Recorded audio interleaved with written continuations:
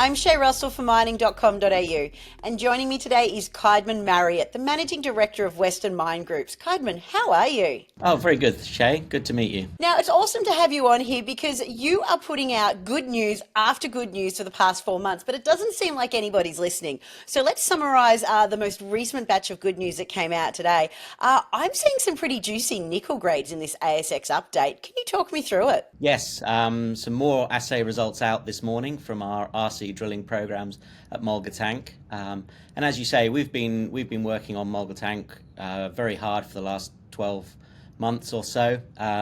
Throughout last year, we made some fantastic deep diamond discovery holes of a huge nickel sulphide system here, which we've followed up with 2 phases of RC drilling, both before Christmas and the most recent one in February and March.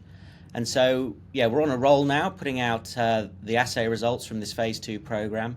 And yet again this morning, we saw some 3 more holes with very broad intersections of nickel sulphide mineralization.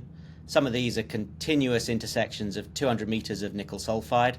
But over the last couple of weeks, this is emerging as not being just a very, very large low-grade system. We're actually getting some very juicy intersections of high-grade material as well, as you say. So there were some results out this morning of just over 3% nickel and 1.2% copper, which backs up some from last week. Again, broad intersections of high grade and even up to 4.5% nickel that we're seeing.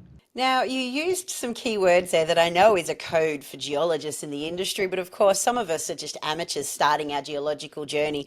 Tell me, what is a sulfide? You talk about this being a good sulfide deposit, but what does it actually mean in the context of what you're trying to uncover? Yeah, well, nickel is found in a variety of different deposits, both what is called laterite and sulfide form. And the laterite is what you might have heard of in Indonesia and places like this. And these are superficial surface deposits. And in Indonesia, this involves ripping down broad swathes of rainforest to produce very energy-intensive nickel. Now, the sulfide is a much cleaner form of nickel. And Mulga Tank is a large ultramafic intrusion which has reached what's called sulfur saturation. And so the nickel forms tiny little sulfide blebs throughout this intrusion. And so last year we've drilled 1,400 meter diamond holes, and we see these tiny little raindrops of nickel sulfide all the way down through this intrusion. So huge volumes of nickel in sulfide form, which is very good because that's very easy to beneficiate and easy to recover from this rock type. It's much cleaner, it's much greener, and it can be very exceptionally valuable deposits because this contains both nickel, cobalt, copper, and PGEs. Now, Caedmon, as you said before, this is the second batch of assay results from some drilling that you've done recently. How much more drilling is there to complete? And basically, what can we expect to hear from you for the rest of the year?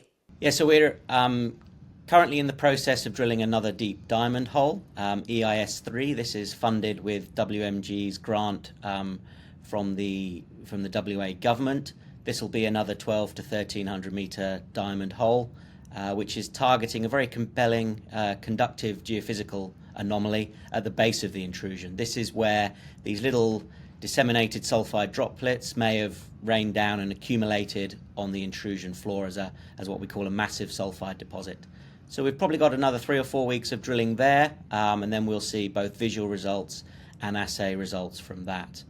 And then throughout the rest of the year, we'll just be continuously drilling, we hope. We're going to probably go back to some more shallow RC drilling, both looking to target some of these shallow higher grade zones that we've encountered and look to extend our current mineralization footprint towards the south.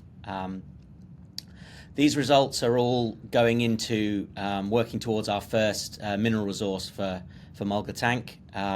We put out a exploration target in February, and we hope to follow that up with a first inferred resource maybe in 3 to 4 months' time. Caedmon, this all sounds fantastic. You're putting out some really good quality results. I'm looking forward to that next batch of data coming through. Thank you so much for being here. Thank you very much, Shay. Great talking to you.